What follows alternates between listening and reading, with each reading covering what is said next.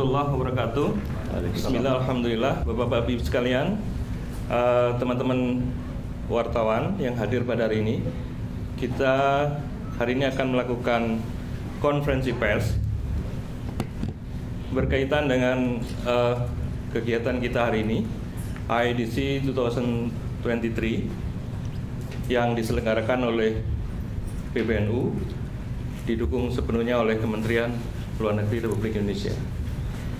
Tanpa memperpanjang kata, saya kira kita serahkan langsung kepada Ketua Umum yang akan menyampaikan poin-poin pokok pikiran tentang kegiatan IIDC tahun ini. Silakan. Ya. Assalamualaikum warahmatullahi wabarakatuh. Ini oke nih ya, oke. Assalamualaikum warahmatullahi wabarakatuh. Teman-teman yang saya hormati, alhamdulillah ASEAN Intercultural and Interreligious Dialogue Conference telah kita selesaikan seharian ini sampai sore, baru saja kita tutup, dan alhamdulillah telah menghasilkan satu deklarasi yang nanti akan dibagikan kepada teman-teman, yang isinya pada pokoknya adalah mendorong peningkatan kerjasama people to people antar masyarakat, tetapi dengan kerjasama yang erat pula dengan pemerintah dari negara-negara, khususnya di lingkungan ASEAN. Karena yang kita hendak tuju adalah suatu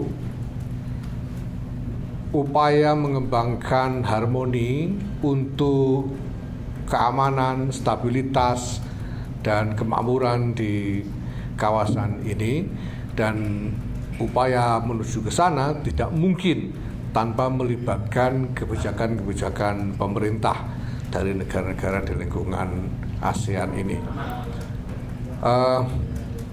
Oleh karena itulah PBNU sejak persiapan sampai pelaksanaan konferensi ini juga bekerja sama dengan sangat erat dengan Kementerian Luar Negeri Indonesia, di bawah pimpinan Pak Sidarto. Sebelah kiri saya ini Pak Sidarto, ini Dirjen Kerjasama ASEAN Kemenlu. Beliau dan stafnya ikut tunggang langgang dalam persiapan konferensi ini, dan alhamdulillah berjalan dengan baik sekali. Dan di dalam konferensi ini, di dalam deklarasi itu juga ada penekanan khusus mengenai masalah-masalah terkait kondisi dan peran wanita, dan juga kondisi dan peran kaum muda, yang kita pandang punya posisi yang sangat strategis kalau kita hendak berupaya membangun nilai-nilai bagi masyarakat yang lebih kohesif dan harmonis. Kita tidak punya pilihan dalam strategi apapun yang kita pilih, yang kita buat, selain dengan menempatkan perempuan di garis depan, karena perempuan adalah ibu dari nilai-nilai, ibu dari budaya. Perempuan dalam bahasa Kartini adalah sekolah pertama bagi anak-anaknya, ya. Maka perempuan sangat penting dalam pergulatan ini, dan juga tentu generasi muda, anak-anak muda, karena mereka lah pemilik sesungguhnya dari masa depan. Ketika masa depan itu terjadi, ini kayak ini sudah tidak ada, tinggal anak-anak muda hari ini yang akan menjadi pemiliknya. Saya kira itu pokok-pokok pikiran dari deklarasi tadi. Nanti Pak Sidarto saya kira ada hal-hal yang juga penting untuk disampaikan terkait bagaimana ini nanti akan berlanjut dalam dinamika ASEAN ke depan, karena kita juga berharap tahun depan di bawah kepresidenan Laos yang akan menuan rumai KTT ASEAN yang akan datang, akan diselenggarakan juga konferensi seperti ini. Maka tadi kami secara simbolis menyerahkan Pataka sebagai simbol konferensi ini kepada delegasi dari Laos untuk mendorong supaya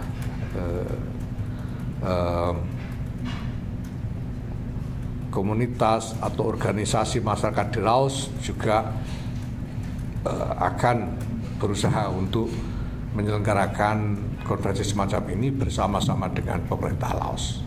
Demikian saya kira dari saya. Terima kasih. Assalamualaikum warahmatullahi wabarakatuh. Waalaikumsalam. Mungkin Pak Dirjen ada yang perlu disampaikan?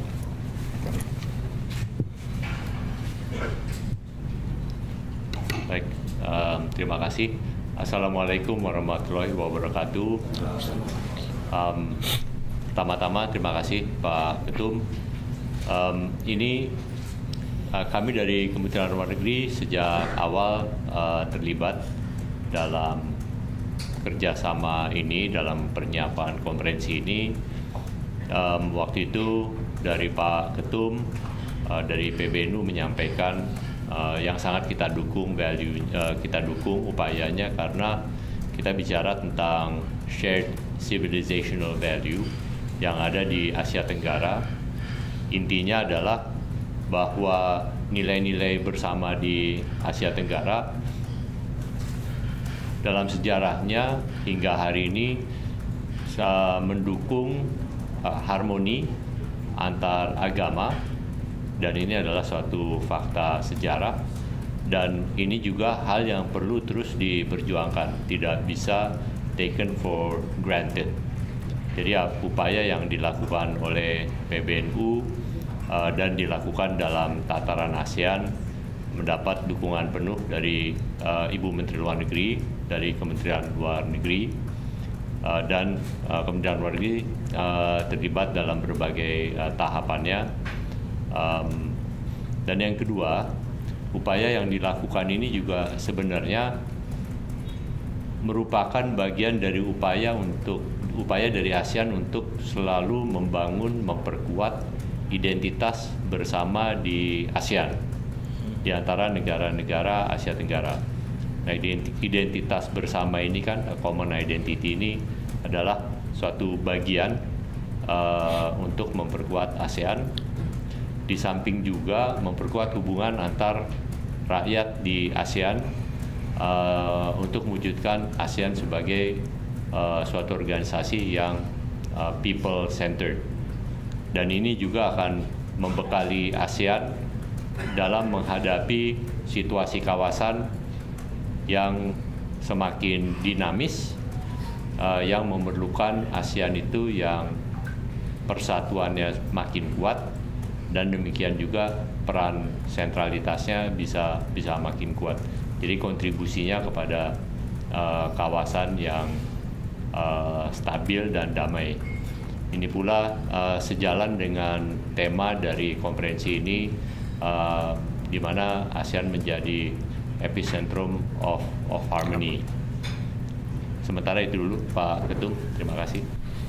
Baik, Bapak Ibu sekalian, teman-teman jurnalis, jadi kalau ada ingin ditanyakan, jadi beberapa poin sudah disampaikan oleh Gus Yahya dan Pak Sidarto sebagai perwakilan dari Kementerian Luar Negeri terkait dengan tujuan-tujuan dan capaian-capaian dari kegiatan IDC pada hari ini.